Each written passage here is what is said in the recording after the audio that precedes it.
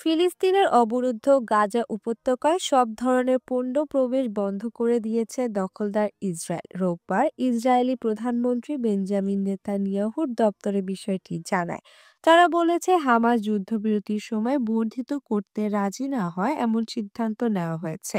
বিবৃতিতে যুদ্ধ অপরাধের অভিযুক্ত নেতানিয়াহুর দপ্তরে বলেছে, যুদ্ধবিরতির প্রথম ধাপ শেষ হওয়ার সঙ্গে যুক্তরাষ্ট্রের বিশেষ দূত স্টিভ উইকফের আলোচনা অব্যাহত রাখার প্রস্তাব হামাস প্রত্যাখ্যান করায়, যেটিতে ইসরায়েল রাজি হয়েছে।